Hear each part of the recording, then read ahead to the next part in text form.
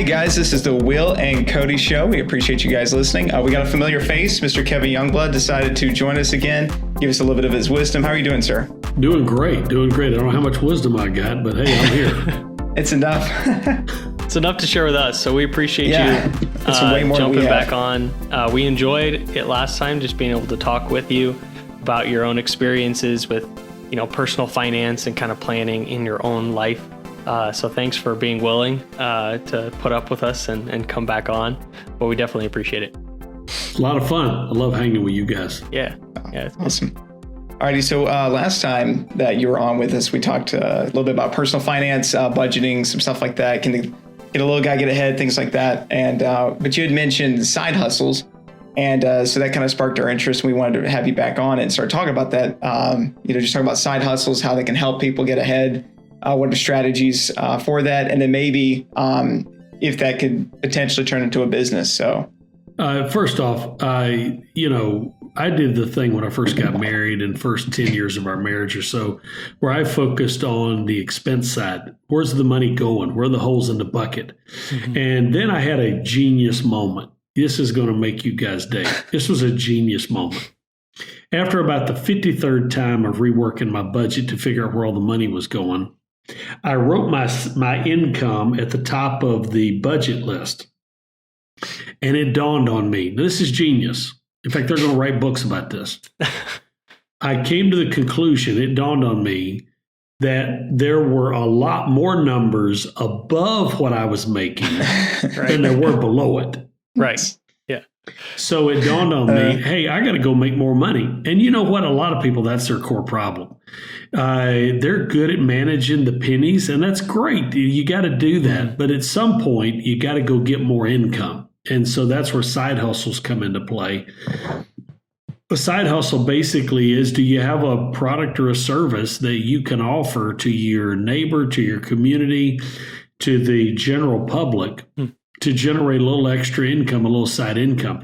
And then who knows, that hustle might grow up to become an actual business.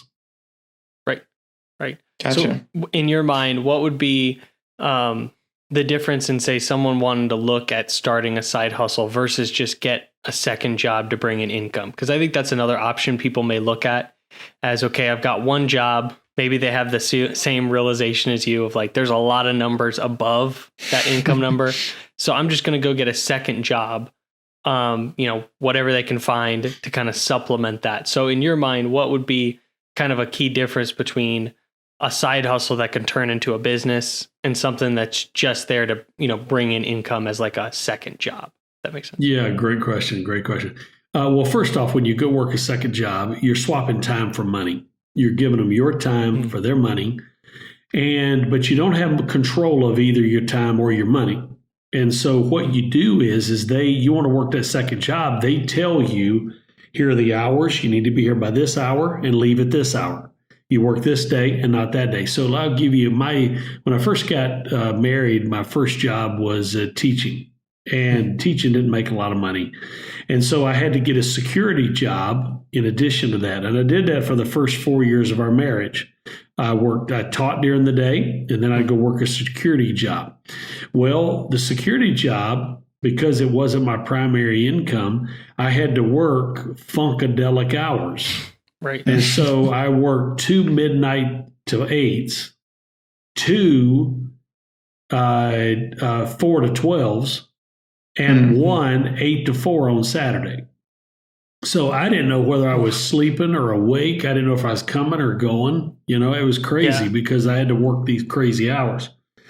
But you know what? When you work a second job, you do what the job requires. Whereas if you start a hustle, you got a little bit more flexibility on it, so that if you're offering a product or service, you can work it around the other things in your life. So in our case, church was an important part of our life. Mm-hmm. So working on a Wednesday night or working on a Sunday, that was not an option. Mm-hmm. So with a hustle, I could work my schedule and my things around that, and I could tailor it to fit my lifestyle.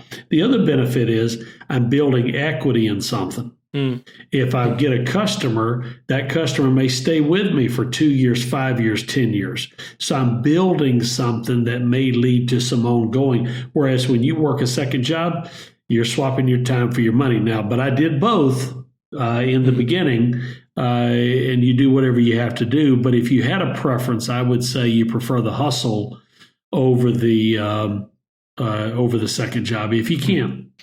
Mm-hmm. No, that's good. I mean, that's a big concern of a lot of people is time. I mean, a lot of people are already giving so much of their time in a week to just the main job, and then just to get another job seems almost impossible for some, especially if you have family and others and stuff like that. So developing a side hustle, I mean, that seems like the best answer for, putting more numbers on top of that income that you've got. So what are some examples that people, just general everyday people could look at as a side hustle, in your opinion? Yeah. Why don't I start with just telling you what my side hustles were? How would that be? And that might be a good place to start. My first side hustle was cutting grass. Jack Tomlin hired me to come cut his grass. I was already cutting the church grass because Dad was the minister there, and I was cutting the home grass, and then Jack Tomlin hired me to come cut his grass. Next thing you know, I was washing cars. People wanted me to wash cars, and of course that did that. But then I got into about to go to college, and I started working sheetrock business. I had a cousin who was had a drywall business, and so I went and worked with him, did internships during the summers, and I learned how to finish sheetrock. And so I got to actually where I could bid my own jobs and do drywall in the evenings or on weekends. And I was able to pay a significant amount of money toward my college by doing that. Another thing is I did my degree in college was in education, but I had a minor in vocal music. So I got to where I would teach people singing lessons or voice lessons or speech lessons. And so basically you just look around and say, what are the things I know to do?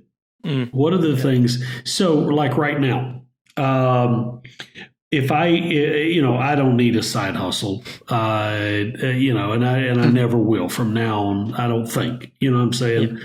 But if I wanted to produce a side hustle, what would I do as a side hustle? Well, I could teach voice lessons. Right now, somebody wants to do it. Second thing is I could teach people how to start a business because I've done it. I could teach history if I wanted to do a little side hustle. I could mentor or tutor in history. Because I was in the Marine Corps, I could teach somebody how to fire a pistol and how to safely handle a gun or a weapon. I could teach safety courses. I could still cut grass. I could still wash cars. I could do landscaping. And so all of those things are things that I can do because I've got an experience in doing that. Does that make sense? Yeah, it does. So it sounds like, I know there's a lot of possibilities out there. So it could be based off of, any interest you have, as well as, skills you have. So if you mentioned like if you're teaching, you could always just do kind of your own teaching on the side where either you're tutoring and you have more control over that as far as scheduling, when you schedule tutoring sessions or, things like that. Or if you like, working with your hands or working outdoors, you could do that, just do it for yourself, and kind of bid your own jobs in that sense. Yeah. So I think the flexibility of that sounds like it's pretty key. Rather than being tied up with the hours. And then, as you mentioned, if you control it, then if it grows, it's still under your control. So now it's growing, and you're receiving the benefit of it rather than your employer, receiving that hard work. How much time do you think someone would need like to set aside for a side hustle? Like, I know it could be, any amount of time, but it's like, if you wanted to commit to a second job, that's going to be at least, I want to say 10, 20 hours a week, at least, that you're going to probably need to devote to that. But do you think somebody could get by, and get a little extra income with less on a side hustle? Or is it like the more time you put in, the more you're going to get out of it? No, that's a great question. I think managing your time is the single hardest thing to do with a side hustle. Because obviously you're going to try to do it well. You're going to try to be successful at it, which means that other people are going to want you to do it. And all of a sudden, now you're having to do trade-offs because you really need to be spending time with your family, with nonprofit groups like churches, things that you're committed to do. So you just have to balance that out. And the problem you want to create is turning down new customers. Right. And I know that's hard to believe, but that's the problem you want to create, to where you just can pick and choose. No, I don't have time to help that person or to do that job. I don't, that's, it. It also gives you learn to fire your bad customers. If you got somebody that's taking up 80% of your time, but only bringing 20% of your revenue, fire them. Go get another one. You know what I'm saying? So you actually are in the catbird seat if you want to, with picking your customers and fitting it around your lifestyle.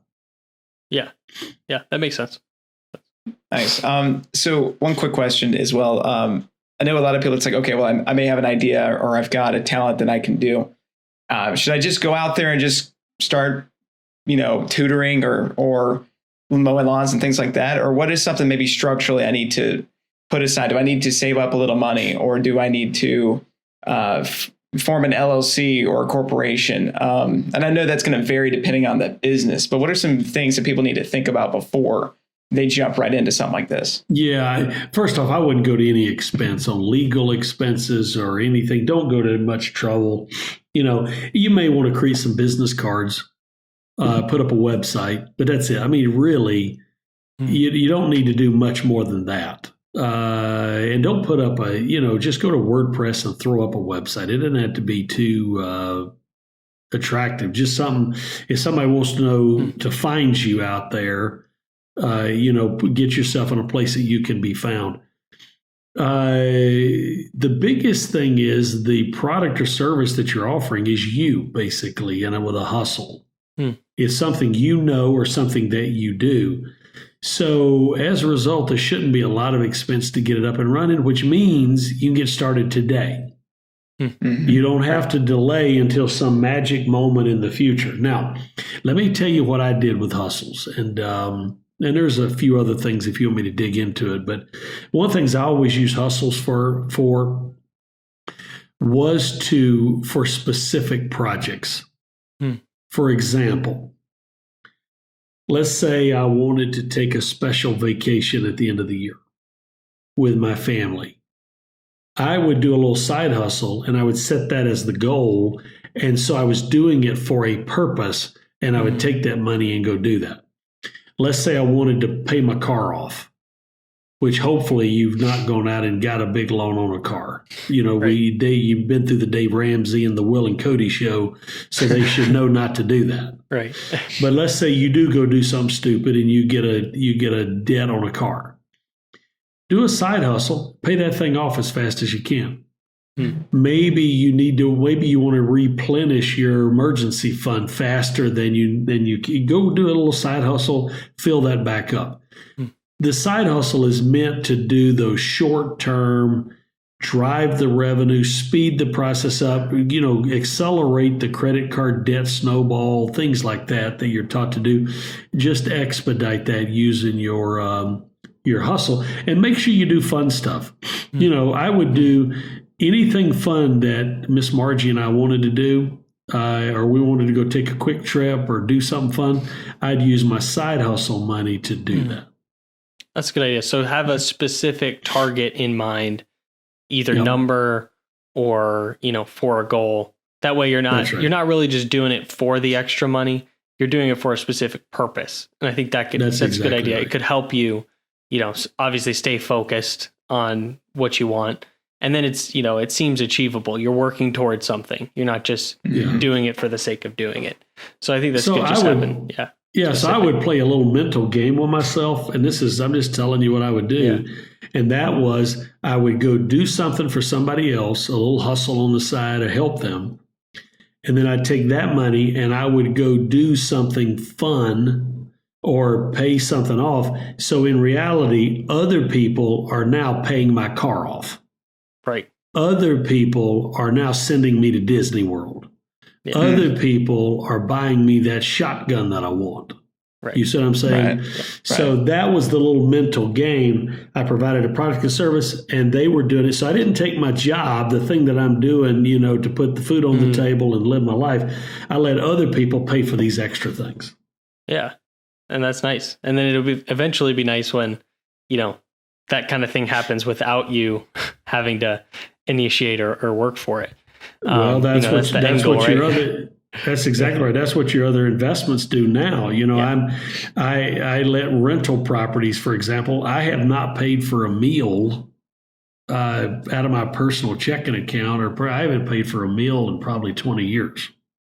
Because I let my rental properties and my business, they make, so we'll discuss business at that meal. And now all of a sudden somebody else is making a rent payment. Well, they just paid for my meal. Right. Just have that keep flowing on back through and help you, live kind of your lifestyle through that. So that's good. That's a good plan. So for somebody who's, maybe into a side hustle and they really like it, and you think maybe they have potential of like, well, I might want to do this full time. Like this might be, a business idea that's like, man, I enjoy this way more than my full-time job. I wish I could just do this full time. From someone who has started a business, themselves, what would you kind of say, to someone in that case of like maybe what they need to do to prepare or even vet their idea to see, okay, can they do this on a full-time basis? What would kind of be your recommendation if you're sitting down with somebody who's thinking that? Yeah. Okay. Very good question. First thing I would do is I would wait until that hustle is paying you twice as much as you're making on your job. So if I'm making $50,000, I want to get my hustle where it's paying me $100,000. Okay. Because it's expensive to run a business. It's more than you think it's going to be. So if you're going to draw a $50,000 salary, you're going to have to make $100,000 in your business. I see. By the time you pay out these other things to be able to capture the $50,000 salary that you're walking away from. Right. You're not going to be able to take all of that and just make it as your salary. I got you. Yeah. No, that's a big fallacy that people, when they think of free enterprise and entrepreneurs, they think, oh, they're making all this money, and they don't take into consideration Uncle Sam is really raking it, as well as the cost of doing business. So it's not, it's not all strawberries and ice cream. Right. So you gotta make double. Another consideration I would do is I'd ask the people around me. I'd ask, your friends, family, the people who are closest to you, hey, do you see me be, I'm liking this over here. Do you think do you see me enjoying that? Because if you talk to your wife and she says, man, you do know you complain about that thing all the time, right? Right. And you were not even thinking it, what I'm saying? Yeah. So I would do that. And then I would look out what other people that do that same type hustle, what kind of life do they have? Do they have the lifestyle that you want? Because sometimes you can sign up for something and it really looks good, but then you realize that the business owns them rather than them owning the business. Right. Yeah, that more goes back to what we said, they have other things driving their time and their money, versus them having the control and them having the freedom, to kind of make those decisions.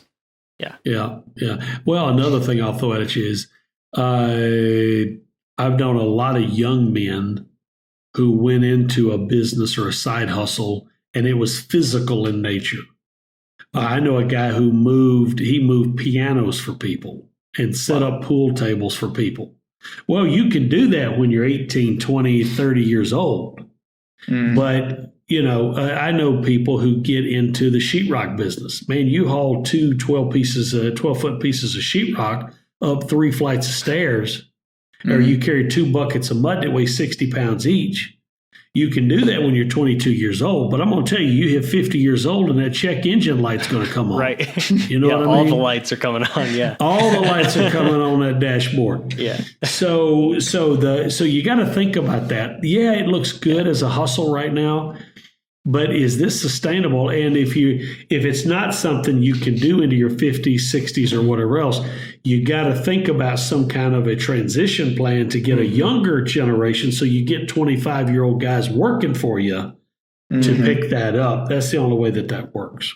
Yeah, I think, to make that transition, it has to either be something, just thinking about it, I think, it has to be something either can be sold without you there. So it's more like a product than a service, or it's a service that you can later on hire someone else to provide, as you mentioned. So if it's more manual, is it something somebody else can do? Because I think what sometimes we get into is it's knowledge.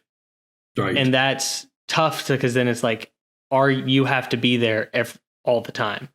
But I think it's either if you develop a product that has your knowledge in it, like a course or a book or something like that, that can be sold without you there. Or if it's something more manual, okay, you could train somebody else and do it, and then you get to do the organizational part.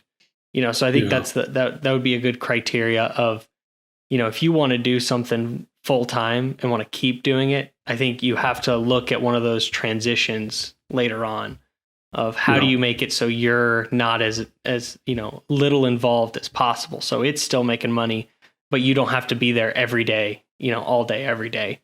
That's right. Working on it. Would you say there's any, you mentioned the income as far as if your side hustle's making about double, would you say just from your own personal experience that there's any sort of maybe savings goal that somebody should look at before starting? They wanted to start a business as well. So say if somebody maybe either couldn't do it as a side hustle first, or maybe they do have it as a side hustle, should they try to save a bunch of money while they do have a full-time job? Or is it kind of a wait until you get enough income coming from the side hustle that you can move over? Or is there kind of sometimes where you have to do a clean jump, if you will, from one? Yeah. Well, let me just tell you a story about Odysseyware. I launched Odysseyware, and I'd saved up $30,000, which is a ton of money on a teacher's salary, and hustles, side hustles, cutting grass, washing cars, hanging sheetrock, finishing sheetrock. Amway. I was in Amway 32 times, I think. I'm just kidding. I think everybody in the world's been in Amway before at least once. You know what I mean? Somehow. We're all connected. Yeah. We're all connected to Amway. That's good. If somebody ought to do, had the 6 degrees of separation from Kevin Bacon. Somebody ought to do 6 What's degrees your Amway number or something. Yeah. What's your Amway number? Yeah. That's great. But I learned a lot in Amway about life and people. In fact, several huge lessons I learned in Amway prepared me. But anyway, I'd saved up $30,000, which is a lot of money. And then I went out and launched Odysseyware, and there's a whole system that I went through on how to do that, using letters of intent and getting people to buy in when I didn't have a product wasn't completed. I was selling vaporware before there was Odysseyware. Right. You gotta have the mentality to scrap and get after it. But I would say save up a good, you've got your, you guys teach that you ought to have an emergency fund of 6 months income in the thing to give you a fallback. It wouldn't hurt you to have 3 to 4 months savings in another bucket just from your hustle. And it's not an emergency fund. It's your operating fund. So to say, and so you start, let's say your hustle's going, you're doubling what you're making, and you've saved up a good 90 days of operating budget. So you can go out and turn the lights on and buy some inventory or do whatever else. Now you're in a great position. You've positioned yourself to succeed. Now, I'm going to take a little detour if I can. Oh, fine. I like winning. I really do. I'm a competitive person. I mean, if we're going to play something, I'm playing to win. Right. But you know what I like more than winning? I hate losing.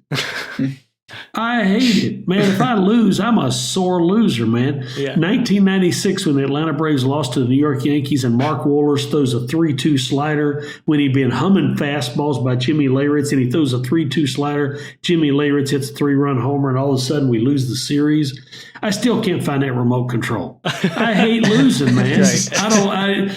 So here's what I would say. I'm going to position everything I can so that I have every chance in the world to be successful. I plan from day one, what can I do with my savings, my operational budget, my sales, where are they coming from, my salary, I'm doubling it. I'm positioning everything I can so that when I hit that ground, I'm going to do everything in my power to win that race. I'm going to beat that thing. Yeah. That's good. And that's one thing that Cody and I see sometimes is that people will, somebody will have a success story, and I'm not, don't want to discount what people have done, but a lot of times it seems like, okay, it worked for you, but will it work for anybody else? And that's so good. What we really like, and we agree with you, is like, we don't want to lose, so we don't want to put a plan in place and then have it fail. So we want to go with the thing that'll get us to the goal. So it'll make us win. We're not just getting by, but we're going to win, and it'll be successful. And it's proven over time. So I think that's fine. I mean, I think sometimes I see a lot of things of people wanting to start a business, and they'll say, well, just start out and taking out all these loans. And I think, starting out there, a lot of things could go wrong. And if you don't have enough to secure yourself, you could get into some big trouble taking out big loans on ideas that you have when you don't have anything to fall back on. As you mentioned, you don't have that, at least a plan in place of, okay, you feel like you're going to win regardless. So, something. Yeah. Yeah. So. I mean, like what you were saying with, because what he said, like I've seen so many times, and, I'm always on Instagram trying to build a brand, build some followers. And I do see a lot of these people that are successful, and they say, well, I just took a second mortgage and I threw it all. I quit my job and I did drop shipping, or I did, some crazy risky, and it worked out for them, and that's cool. I don't want to discredit that, but like, that doesn't work for everybody. Right. Nobody sees the stories that it didn't work and they lost everything. And now they're in, hundreds of thousands of dollars in debt. So I'd like to ask, for those people that may have a great idea, but they don't have a side hustle yet, they have that business idea that they think is going to do great. Should they turn it into a side hustle before it becomes a business? Or what if it's like Odyssey, where it might not be able to become a side hustle? Should they do, like you were saying, saving up enough to and then quit their job? Because it may be the case that it needs all their time to start that business, and they can't just do small amounts of time. Should you build that kind of safe hold, like another emergency fund, and then maybe quit the job? Or do you think that that's not really a good idea at all? Well, again, hedge your bet. Try to do everything you can for it to be successful. But what I like, the model I like is a test idea, where we're going to throw an idea out there. We're going to test it before I go spend any money. So, for example, I'm looking at standing up a company right now. We launched a company 3 years ago, Journeyage with Jonathan Cottrell. Is doing great. Last year, we launched Youngblood Works. It's doing great. This year, we're looking at standing up 2 companies. And so, in fact, I was in a meeting today about launching a company, a vertical. And it was like, all right, how are we going to do this? And somebody on the team said, we're going to do what Youngblood says we need to do, and we're going to go out and get letters of intent from people that hypothetically, if I delivered this, would you buy it? Mm-hmm. And so, and I'm sitting there clapping, and I'm like, yay, it's good. This is beautiful. So I would say go out and test the idea. Before you spend money, go out and get some commitments from people. If you can't get somebody to commit that they would buy it if you produced it, don't do it. Don't take the DeRisk it. Now, here's the other thing. The single greatest way to DeRisk something is for you to be the salesperson. Sales is everything. Sales is the revenue. It's the oxygen in the room. I was asked to come into a session here at the Maricopa Community Colleges about a year ago, maybe 2 years ago. It was 2 years ago. And the dean of the business school said, had a room full of people, 34, 35 people. And they said, okay, let's go around the room. What do you think Maricopa Community College is one of the largest community college systems in the United States of America. What do you think we need to be teaching people that enroll at our school in the business school? So they went to the finance people, and the finance people said, you got to teach them macroeconomics. You got to teach them microeconomics. You got to teach them how forces work together and money supply and all this stuff. All right, good. They go to the accountant. What do you think we need to be teaching them? Accountant said, you got to teach them debits and credits. They got to know the difference. They went to the marketing people. What do you think? Well, we got to teach them search engine optimization. We got to teach them how to build websites, yada, yada, yada. And they came around, and I'd been sitting there real quietly, which is unusual for me.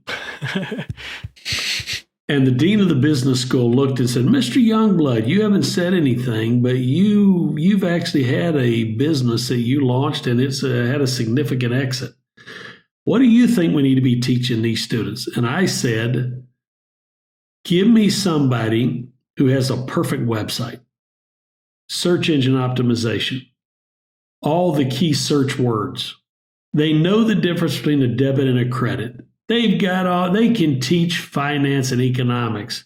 They know product development. They got all this stuff figured out, but they don't have any revenue. All they have is a class project. But you give me a young lady, on the other hand, who doesn't know the front end or the back end of a website, has no clue what debits and credits are, but she has revenue. She actually has a business. So I would say learn how to sell.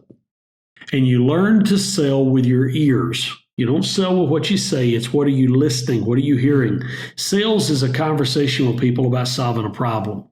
So you have conversations with people about problems that they've got, and you figure out how to solve that problem. I would say that you want to stack the deck in your favor on a hustle or on a business is learn how to sell and be good at it. Now, when I first got started, I wasn't any good at it, boys. My first job sales was copiers. I was selling copiers. And I was so good at selling copiers that I sold my house. I sold my cars. I sold a trumpet. I sold clothes. I sold everything but copiers. Yeah. But you know what? I figured out how to sell. And I got good at it, and that was how I was able to launch Odysseyware and build a really neat sales system there with some of the greatest human beings I ever did business with. And that's what we're doing with Youngblood Works right now. We're selling. We're taking students from Grand Canyon University and putting them in a bullpen with professional salespeople. And they are learning sales. We're calling it the finishing school. They learn the theory of business, and then they come over in the bullpen, and they're actually learning how to sell. And I'm going to tell you, I'm creating a pipeline right there of future CEOs who have cut their teeth in sales. It's a beautiful thing. So I would say stack things in your advantage by learning how to sell. Yeah. What are some strategies for somebody to learn sales? Is it a trial and error? Do they just need to get out there and just do it and learn like you did? Or do you maybe have some resources or guidelines for someone that's starting off to maybe grasp sales and be able to learn? That's great question. First is be a good reader. I read Zig Ziglar, Dennis. Oh my goodness, I'm having a brain. John Maxwell. These are people that influence me intensely about how to think. And sales is again, it's a conversation. But go out and get a sales job. You know what? Sales as a second job is a beautiful thing. If you've got a job doing whatever you're doing, finance, economics, inventory, whatever else, get you a side hustle or a second job selling and learn on somebody else's dime, if you will. That's a great, that's a great thing. Let somebody else. So you learn that way and trial and error and just determine you're never going to quit till you figure it out. You're never going to quit. And then the more confidence you get, the more successful you get. Hang around really successful salespeople. They're going to say stuff and you're going to pick up. Again, you sell with your ears. God gave us 2 ears and 1 mouth because he wanted us to use our ears twice as much as he wanted us to talk. And sales is all about listening. If you hear somebody and they say, oh, he's a good salesman because he can he can sell ice cream to an Eskimo. He might be the worst salesperson you ever met in your life because he'll talk himself out of deals. Yeah. You want to find somebody that can ask really good questions. And all of a sudden you're buying instead of them selling. Yeah. Yeah. And I think another element with that, going back to what Cody said, if someone has an idea, I think if you go into that selling with your, ears open, I think one of the possibilities also, as you mentioned, like letters of intent, is you realize people aren't willing to commit to buy it.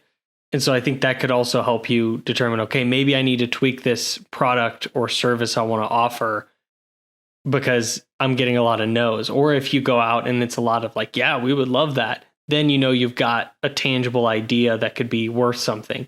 So I think that could also be difficult as we love our own ideas. And so going out and if you get if you're truly listening and you get the feedback, nobody really is interested in this, I'm like the only person, then that could also be, a message you need to receive of, okay, there's some other work you need to do to either develop a different idea or tweak your idea, a little bit. So I think it's good. I think sales is, people say it's like you kind of control a business if you control, sales or revenue coming in the door.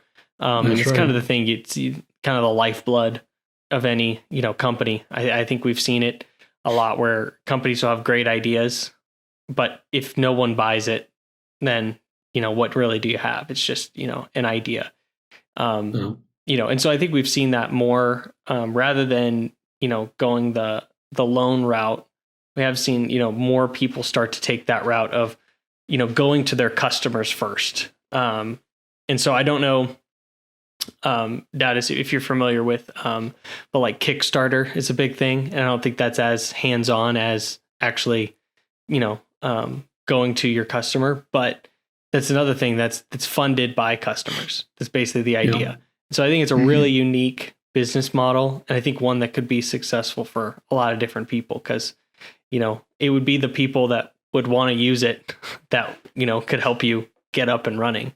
And you don't have to give up as much and you get that immediate feedback that you mentioned. So I think that's all, really good stuff.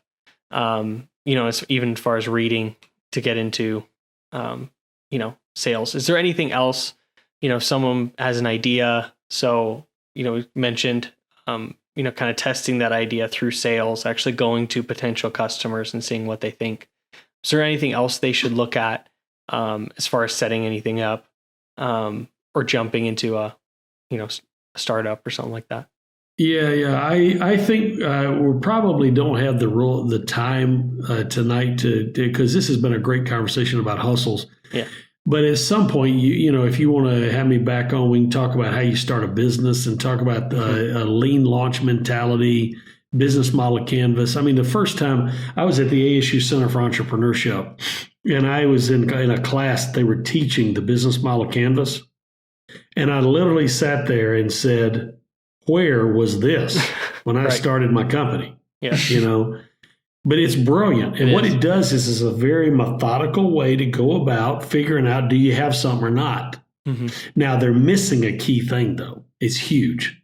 And that is they don't have the letter of intent. The ideal thing, let me tell you about the letter of intent, and we can talk about that when some other time if you want to. But the letter of intent is signed by the customer. if you go get people's commitments, your grandma will tell you, yeah, I'll buy something from you, Cody. William, I'll buy something from you. Well, will you sign a letter of intent that says you'll buy $10,000 of this? No, I'm not signing that. Now we know. You know what I'm saying? Yeah. Somebody says, yeah, I'll loan you money. All right, would you sign this letter of intent? No, I ain't doing that. Oh, okay. All right. Now we know the level of the commitment. But if you guys want to dig, I'm on a lot of Shark Tank type things at Arizona State and then now at Grand Canyon University. If you guys want to dig into that whole process of launching a business, but it follows a very similar path as the hustle.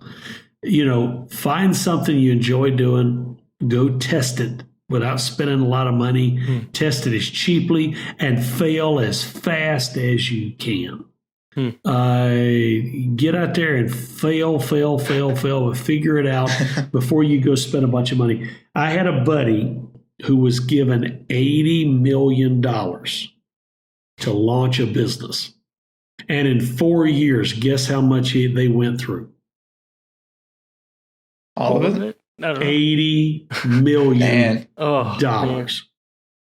Guys, you and I could sit here, all three of us could sit here and light $100 bills for the next 4 years and not burn through $80 million. Right. Yeah. How do you do that? Well, the way you do that is because you're stupid. You don't go out and test the idea and put people on their decision mode to say, if I build this, is this something you'd buy from me? And make them sign off on something proving, yep, I'd buy it from you, or give them maybe a collector check or something. Right. And I think that's especially good for individuals. I think it's a good piece of advice of, what Cody and I talk about a lot is stability and having a plan. And I think, a part of that, you want to, if you're going to go into any new venture, and Cody, you can let me know if you agree with this. But I would say if you're going to launch into a new venture, you should have the same principles of you need a plan and you need to make sure it works. And it's not going to, make everything fall apart. It's not going to ruin you if it fails. And so you can get out there, get, as you mentioned, those quick failures of, okay, well, that didn't work. Let's try this. That didn't work. Let's try this. Rather before, you throw a bunch of money into it that you've worked so hard to raise. Like we talk about how hard it is to create margin and you kind of scrap for that. You don't want to, do that for a few years to save up money and then lose it all because you didn't test out an idea. And so I think that's a key phase of yes, you got a great idea, but let's take the time to test it before we throw all the money into it. Cody, would you agree? 100%. I mean, the financial advice we give is a tested plan. I mean, it's a proven plan, and that's why we keep telling everybody about it and sharing information about it. So it's the same thing about a business or an idea. You need to test it. You need to see if it's actually something viable before you put your money into it. Yeah. And I 100% agree. Yeah. So I think that's good stuff. Most millionaires you're ever going to meet are not people that created the something that nobody had ever thought about and risked everything they had on producing the one thing that nobody ever thought about. The millionaires you're going to meet are the people that took a salt shaker and said, I'm going to make that better and cheaper. It wasn't risky. It was something that people use all the time. It was it was something that people do, a hustle, and they just do it better and cheaper and faster than the next guy. Truett Cathy, chicken sandwich. Who the heck makes a chicken sandwich? Well, the dude is made a billionaire out of the deal. In fact, they do $8 billion every year in chicken sandwiches. So I would say don't do the big risky thing. Do the thing exceptionally well. Hedge your bet. Do the thing exceptionally well. Get after it. Yeah. And it's kind of already proven. If there's something out there, I think there is, some risk of things being oversaturated. I think we're worried about that. Like, there's too many other people doing it. But I think in most cases, there's still plenty of room for somebody to jump into a proven industry.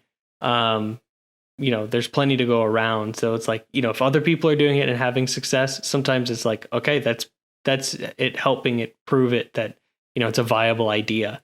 more than Absolutely. anything. Someone else can when do I was it, a kid, I used to have fried bologna sandwiches my mother made me. Now, does that mean I'm going to go out and start a franchise selling fried bologna sandwiches?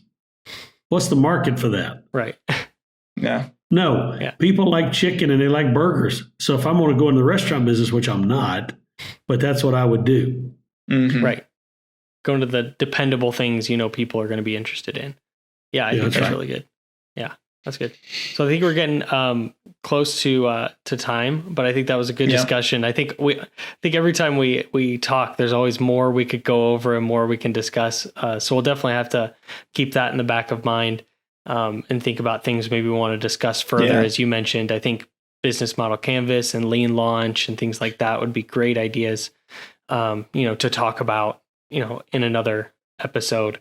If somebody's looking at starting a business, those are great tools that they can utilize to kind of, I think it's we kind of talked about the beginning stage. I think that's kind of that next stage that would be really good if we could start talking about that.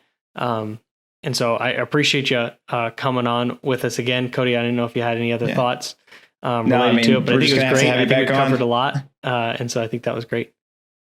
Yeah. Excellent. We're just going to have you back on. So that'd be great. Two quick things I'll just add as I'm closing. There's a scripture verse that says, whatsoever thy hand findeth to do, do it with all thy might. So if you're going to do a side hustle, do it well. Right. The other thing I will tell you is include other people. Every moment's a teachable moment. We talk about trying to prioritize how much time do you spend on a hustle.